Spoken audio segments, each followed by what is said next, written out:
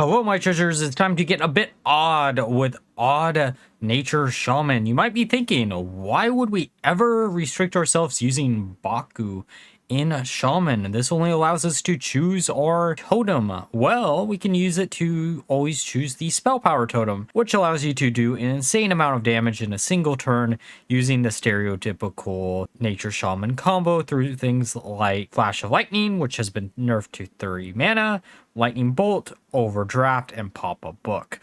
Overall, this deck actually was incredibly fun to play, and you might be seeing some footage from before the anomalies were put back into standard, making this deck actually quite viable for even after they remove them once again. But it does have some extra playability because of those two. Now for the Mulligan guide, first thing to watch out for here is going to be Lightning Storm if your opponent is playing a deck where they're going to swarm the board. Outside of this, you're going to be looking for early game minions such as Shock Hopper in order to generate you additional overloaded cards. If you see an overload card that you can easily use in combination with Flow Rider, keep both of those. Fizzle is also a great card to keep in your starting hand just as a way to get your combo back online if you have to burn through it all as removal tool early on. And finally, any type of draw power card is great to keep, such as Farsight. Now with all being said, let's look at some games. Hey, time for a game against Demon Hunter. Let's see what we have in store here. I am playing a little bit of this before the month is over, which is why we're already back here in Legend. I don't think there's this many people in Legend, or will be by the time this video comes out, but you never know. Maybe this will end up being a pretty good game. Honestly, all three of these cards aren't that bad, especially versus Demon Hunter. Lightning Storm is probably one of the better cards to keep, just because historically speaking, they are a aggro deck, and then Miracle Salesman allows us to get some board pressure and a way to cycle through our deck. Same thing with Overload, or Overdraft, I should say. Time to confuse our opponent. Hopefully this is going to be one of those people who doesn't really understand exactly what we're trying to do with the hero power, and they're just going to keep swarming our face instead of hitting our minions. I know from the limited amount of testing I've done so far, it has definitely been like a 50-50 if our opponent figures it out before it's too late, or if it's too early, I guess. I don't know where I was going with that, but there are cases where our opponent will figure out, oh, hey, we probably should get rid of the totem every single turn, and it does look like this is going to be one of those opponents, which is kind of sad. But if we can keep just flooding the board with them, maybe eventually they stick, right?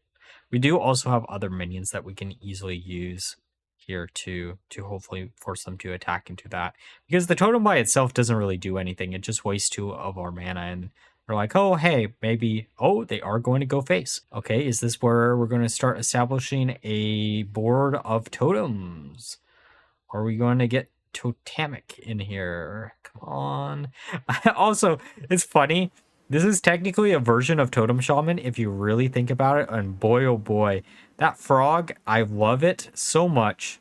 But at the same time, it is not. Though Demon Hunter is a class that won't be able to deal with the 10-10 easily. Which also brings up the great point. I should have swapped in the Overdraft for the Snake Oil. Because if we had kept the Overdraft, we would have been able to do, what, 7 or 8 damage in a single turn. Oh, okay, they are Okay, so they're maximizing the trades that, in my opinion, don't actually matter too much. We have a few different possibilities that we could do here. I kind of want to use the Lightning Storm, but I also kind of just want to slam down the Frog. We can do some direct damage to their face. Actually, let's just draw. Oh. Yeah, I don't know if that's the optimal play, but it does protect our totems. Our good totem little boys or gals. I don't... Do totems have a gender? The funny thing here is we do have that Lightning Storm that will just clear out this. Like, legitimate, like, we don't need to clear out this board, but we could, right? We Lightning Storm, hero power one more time. Oh, and Flow Rider, that's actually perfect, like, mana count there. 6 damage. I bet you haven't seen a bigger Lightning Storm than this. Boy, oh boy.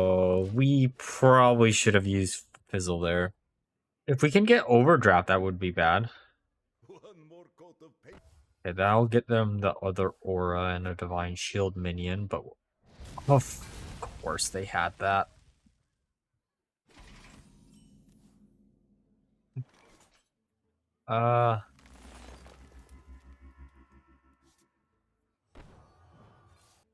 Okay, so we just have to hope they don't have the other... Don't dare tell me you drew into the other deckhand there. That could be problematic, though. Just because it does heal. But we do have the Lightning Storm in hand, so that's a little bit better. We're at 6. Go for... I guess this.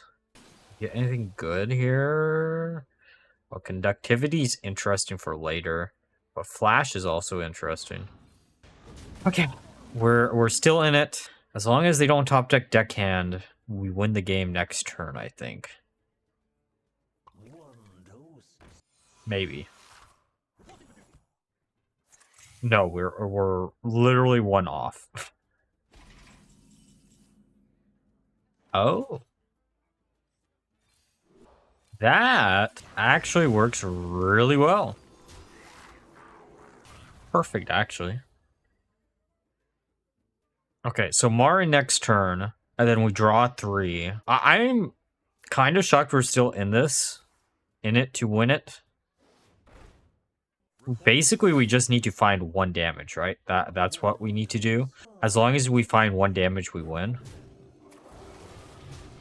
Well, yeah, 1 damage. So, we do this. Barn draws 3.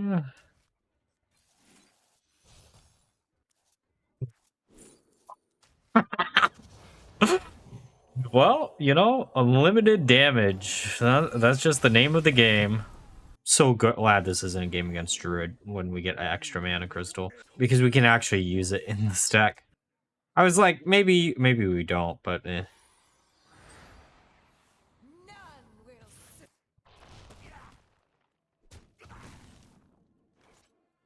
Send this down. Oh shit, we had another mana. We could have used our hero power. Oh.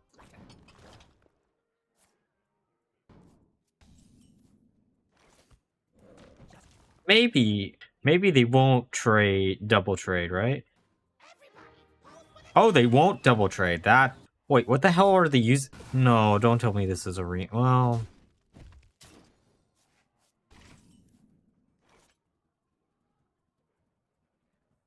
5 mana, I don't want to do that, but at the same time, I kind of do want to do it. I think there are times when I am really good at decks like this, and then there's other times where my brain just completely shuts off and I can't, like... Oh, that's why you use Fizzle there. Well, yeah, that makes sense.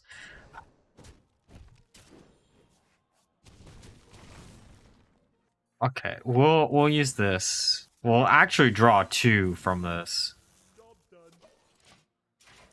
Okay, so we overload 1, we use Flow Rider. Hopefully that gets us into Lightning Reflexes.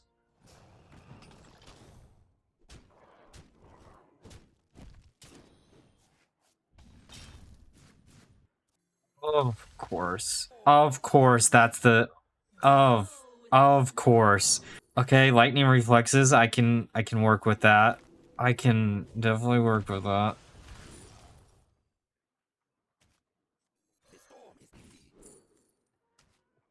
He might... This is definitely a hand of all time. And it's just a lightning bolt, lightning bolt. Crash of lightning or thunder. Lightning bolt. Lightning bolt. Oh, if only this still had lightning bolt in it, then we would have had it. Okay, top deck of the century would be Overdraft, because Overdraft would just win us the game. I guess that also requires it not to be Frostbolt, but... Wait, they are actually running some type of heal? No. Okay. The funny thing is, they could get rid of this, and okay, they bounce it back to hand. Come on. top deck of the century would be, ironically enough, the other Lightning Bolt or Overdraft. I don't really... Oh, pop-up book does technically work, right? No, it does not. We were one off. Okay, well, whoops. Okay, so yeah, that's definitely the proper play. We do have like more removal as long as we don't top deck into the Blood Plagues. I guess we're good. Actually, there's another card that I don't want to see. Thrall's Gift is technically not the card I didn't want to see, but it also isn't the card that I wanted to see, right? Okay, I guess we just hero power. We just can't have them heal. Okay, we can't have them heal more than 1 damage. God. Well, no, we have the other Thrall's Gift. Oh, now we... Oh, I'm just dumb. I'm like, of course we now top deck into it once we don't have any overloaded crystals, but, you know. All right, now that we're through the games, that's my final thoughts of the deck. So I played 20 games with the deck with a 55% win rate. And half of these games were made before the anomalies came back into rotation and half of them afterwards. And honestly speaking, while the power level of this deck does go up a little bit with the anomalies, it doesn't go up too much where I can't recommend you trying this out even after the first week this video will be published. Overall, I wanted to rush this one out just because it felt like a fun little gimmicky deck. And I've been really enjoying my time with both Gen and Baku in Standard. They are such a fun card to shake up the meta until we get the next set. Overall, if you're looking for a really fun, odd deck, this is going to be one that is going to be a pretty easy recommendation for y'all to try out. And like always, if you enjoyed the video, please like, comment, subscribe. Until next time, bye-bye.